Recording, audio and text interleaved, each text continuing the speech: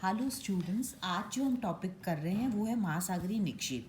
यानी महासागर के अंदर क्या क्या पाए जाते हैं। तो महासागर में जो पाए जाने वाले अवसाद हैं उसमें मुख्य रूप से 3 प्रकार के स्रोतों से वो पाए जा रहे हैं। स्थलीय या भूमिज स्रोत, दूसरा ज्वालामुखी उद्भेदन से, तीसरा सागरीय जीव या वनस्पतियाँ। पहला है स्थलीय या भूमिज पदार्थ। ये अपक्षय की क्रिया के कारण, चट्टानों के विघटन और वियोजन के कारण चट्टानों के बारीक चूर्ण और टुकड़े बिखर कर भूमिज पदार्थ बन जाते हैं। इन्हें भूमिज पदार्थ कहते हैं। सागरों के में इनके निक्षेपण में श्रेणीकरण पाया जाता है। बड़े बड़े पदार्थ जो तट के पास जमा होते हैं, फिर सागर की ओर जाने पर इनका आकार घटता जाता है और सुदूर सागर में ये बारीक घोल के रूप में लटके रहते हैं। इसमें मुख्य रूप से है आपका बजरी, रेत, पंख, ये चीज़ें हो गई, वो भूमिज पदार्थों में हो गई। जैसे बजरी में कि आप क्या कहेंगे, बजरी की इसमें भी कैटेगरी है। 256 मिलीमीटर व्यास वाले होते हैं। इनमें ये वेरिएशन है। दो दो 256 मिलीमीटर व्यास वाले टुकड़ों को गोलाश्म कहते हैं। 64 मिलीमीटर वाले व्यास वालों को गोलाश्मिका कहते हैं। इसी तरह से 4 मिलीमीटर व्यास वालों को गुट्टिका कहते हैं। 2 मिलीमीटर व्यास वालों को कणिका कहते हैं। तो बजरी में भी इस तरह से आपको डिफरेंट कैटेगरी मिलेगी। फिर आपका आ गया रेत। रेत 1 मिलीमीटर से 1/6 मिलीमीटर व्यास वाले कणों का रेत कहा जाता है। कणों का आधार रेत में जो है, ये जो रेत आपका है, इसमें कणों के आधार पर ये मोटी रेत, फिर आपका मध्यम रेत, बारीक रेत, इस तरह की रेत अलग अलग है। तो नदियों तथा पवन सागरों में लाकर के जमा कर देती है। गोलाश्म, कुटिका आदि के विघटन के कारण भी रेत का निर्माण होता है। नेक्स्ट है सिल्ट या मृत्तिका तथा पंख। सिल्ट क्या है, 1/32 मिलीमीटर से 1/56 मिलीमीटर व्यास वाली सिल्ट होता है। 1/512 मिलीमीटर से 1/8192 मिलीमीटर व्यास वाला मृत्तिका होता है। पंख के कण मृत्तिका से भी छोटे होते हैं। तो इस तरह से ये अलग अलग कैटेगरीज है। मृत्तिका तथा पंख का निक्षेप शांत जल में होता है। यही कारण है कि इनका जमाव 100 से 1000 फैदम की गहराई में होता है। अब पंख में क्या है, वैरायटी है कलर के हिसाब से। अगर हम पंख की बात करें तो अलग अलग कलर में अलग अलग रीज़न से इनका कलर अलग अलग होता है। जैसे नीला पंख लोहे के सल्फाइड तथा जैविक तत्वों से युक्त चट्टानों के विघटन से प्राप्त पदार्थों को से नीला पंख का निर्माण होता है। जलमग्न तटों पर गहरे सागरों में पाया जाता है। इसका वास्तविक रंग नीलापन लिए हुए होता है, नीलेपन से कालापन लिए। इसमें चूने के अंश 35% पाए जाते हैं। अटलांटिक महासागर, रोम सागर, आर्कटिक सागर, बंद सागर में नीला पंख के निक्षेप अधिक पाए जाते हैं। इसी तरह से दूसरा आ गया आपका लाल पंख। लाल पंख में क्या है, लोहे ऑक्साइड से युक्त होने के कारण इसका रंग लाल होता है। इसमें कैल्शियम कार्बोनेट का प्रतिशत 32% पाया जाता है। नीला पंख की तुलना में ये अत्यंत इसका जमाव कम पाया जाता है। इसका निक्षेप मुख्य रूप से पीत सागर, ब्राज़ील के तट के पास तथा अटलांटिक महासागर के नितल में पाया जाता है। इसी प्रकार नेक्स्ट आ गया हरा पंख। हरा पंख में क्या है, नीला पंख के सागरीय रासायनिक अपक्षय के कारण, रंग परिवर्तन के कारण हरा पंख का निर्माण होता है। इसमें पोटेशियम का सिलिकेट तथा लोहा पाया जाता है। लोहे के अंश ग्लाइकोनाइड 7 से 8% तक पाया जाता है। पोटाश का अंश 7%, चूने का अंश 50%। तो इसका जमाव सागरीय भागों में पाया जाता है जहाँ पर नदियों का जल नहीं आ पा रहा है।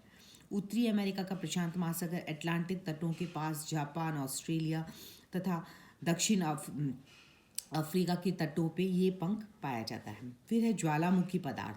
ज्वालामुखी पदार्थ में क्या है, ज्वालामुखी पदार्थ में धरातलीय भागों पर मुख्य ज्वालामुखी के उद्गार के से प्राप्त पदार्थों में विघटन होने के कारण इनका आकार बारीक पाया जाता है। पवन द्वारा उड़ाकर सागर में ले जाए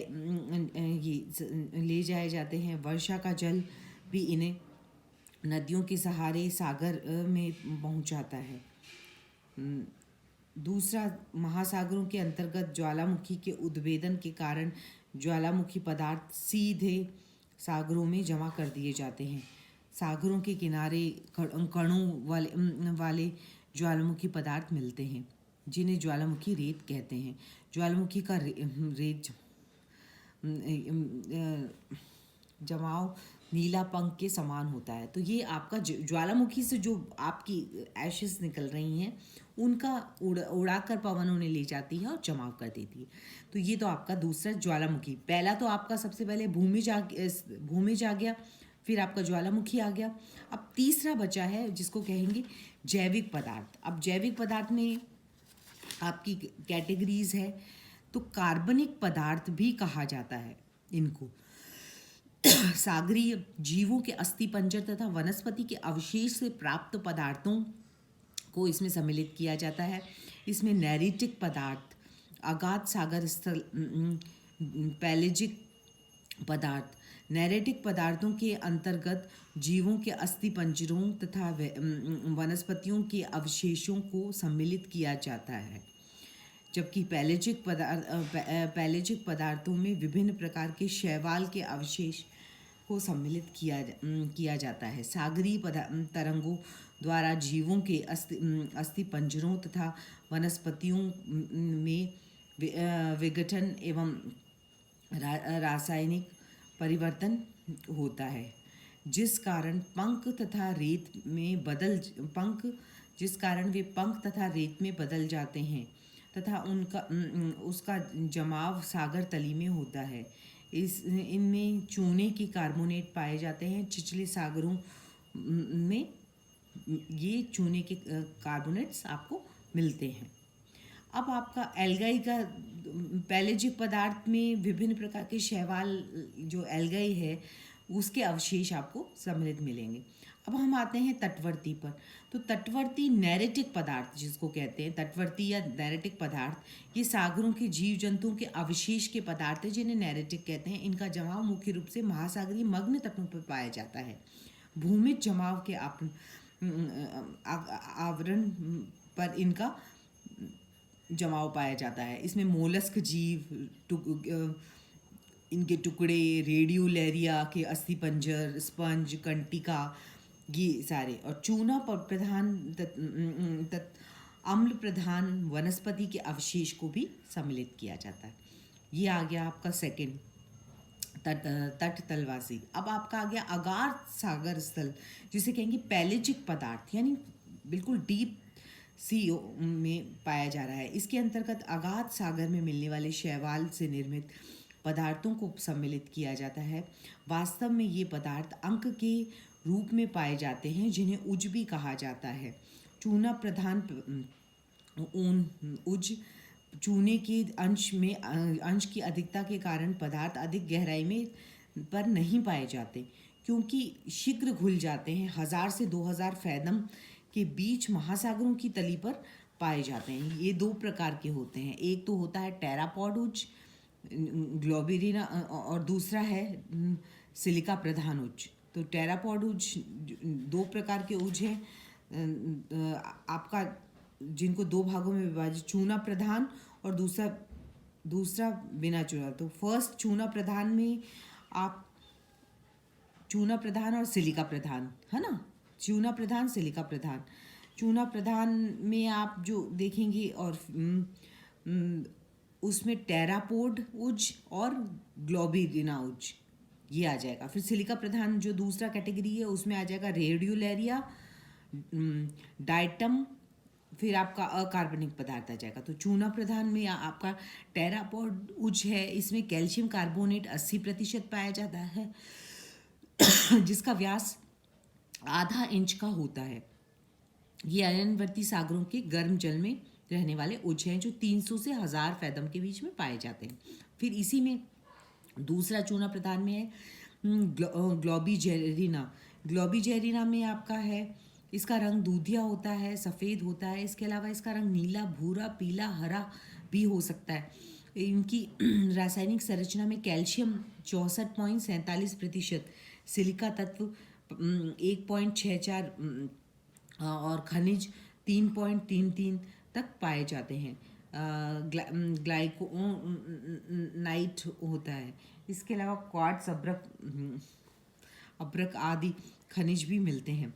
इसका जमाव अटलांटिक महासागर के उष्ण एवं शीतोष्ण भागों में, हिंद महासागर की पूर्वी तथा पश्चिमी जलमग्न तटों तथा पूर्वी प्रशांत महासागर में अत्यधिक मात्रा में पाया जाता है। इस उच्च की स्थिति 2000 से 4000 फैथम तक पाई जाती है। इसके आगे अथाह सागर में यह नहीं पाया जाता। सिलिका प्रधान उच्च में अगर हम देखें तो सिलिका के अंश की अधिकता के कारण इन्हें सिलिका युक्त उच्च कहते हैं। ये ठंडे और गर्म दोनों प्रकार के सागरों में अत्यधिक गहराई पर पाए जाते हैं। अब इसमें भी अलग अलग कैटेगरी, ये सिलिका प्रधान में आपका रेडियो लैरियम हो गया, डाइटम हो गया। रेडियो लैरियम जो है, डाइटम ये है फेरा जीवों के अवशेषों से सिलिका के अंश अधिक होते हैं। कैल्शियम कार्बोनेट की मात्रा कम होती है। गहराई के साथ चूने का अंश और भी घटता जाता है। 2000 से 5000 फैथम की गहराई में पाए जाते हैं। डाइटम अगर हम देखें तो डाइटम उच्च का निर्माण अत्यंत सूक्ष्म पौधे के अवशेष से हुआ है और सिलिका का अंश अधिक होता है। कैल्शियम का अंश 3 से 30% होता है। स्थल के पास इनका रंग लाल होता है। स्थल से दूर जाने पर इनका रंग पीला मटमैला होता है। सूखने पर इनका रंग सफ़ेद होता है। डाइटम उच्च अक्षांशों के गहरे सागरी भागों में पाए जाते हैं। ये 600 से 2000 फैथम की गहराई में मिलेंगे, मेनली प्रशांत महासागर, अलास्का से जापान के बीच में। अब है ये तो आपका सारा कैटेगराइजेशन हो गया। अब हम आते हैं अकार्बनिक पदार्थ पर। अकार्बनिक पदार्थ में कौन कौन से हैं? अकार्बनिक पदार्थ तापक्रम में परिवर्तन के कारण, रासायनिक परिवर्तन के कारण अकार्बनिक पदार्थ खनिज तत्व महासागरों में जमा हो जाते हैं। इनका मुख्य डोलोमाइट, कैल्शियम, लोहा, मैग्नीशियम ऑक्साइड, फॉस्फेट, पायराइट, ये सारी आपकी तत्व हैं। तो लाल मृत्तिका में क्या है? सबसे पहले हम लाल मृत्तिका ले रहे हैं। लाल मृत्तिका जो है वो आपका सबसे महत्वपूर्ण है। ये सबसे अधिक विस्तार अगर किसी का है तो वो लाल मृत्तिका का है। एल्यूमिनियम के सिलिकेट और लोहे के ऑक्साइड की मात्रा सर्वाधिक होती है। ज्वालामुखी विघटित पदार्थों का अंश भी होता है। कुछ मात्रा में सागरी जीवों के कम मिलने पर यह पाया जाता है। और ये कैल्शियम 6.70, सिलिका युक्त जीवों के अवशेष 2.39 और अन्य तत्व 85.35% पाए जाते हैं। अटलांटिक महासागर में 40 डिग्री उत्तर से 40 डिग्री दक्षिण में। इसके अलावा पूर्वी हिंद महासागर, उत्तरी प्रशांत सागर अगर लाल मृत्तिका पाई जाती है। तो ये तो सारे लाल मृत्तिका है। अब इसके अलावा अलग अलग ऑथर्स ने इनके बारे में बताया है, लेकिन ये हमारा मोटा मोटा टॉपिक कंप्लीट हो गया। अगर आप ये वीडियो ढंग से सुनेंगे तो डेपोजिशन इन ओशन, यानी महासागरों में ओशन डेपोजिट्स या महासागरीय निक्षेप, ये टॉपिक आपका कंप्लीट हो गया। अब हम नेक्स्ट टॉपिक फिर टाइड्स का लेंगे, ज्वार भाटा का लेंगे। अभी ये आपका टॉपिक कंप्लीट है। आप प्लीज़ मेरे वीडियो अच्छे से सुनिए और इनसे नोट्स भी बना लीजिए। बीच बीच में मैं PDF डाल रही हूँ, उनको भी आप देखिए। और क्योंकि कोरोना चल रहा है तो अभी क्लासेस आपकी स्टार्ट नहीं हुई है, तो आप अपना मास्क लगाइए बाहर निकलें तब, और बार बार हाथ सैनिटाइज करते रहिए। Till next time, good bye.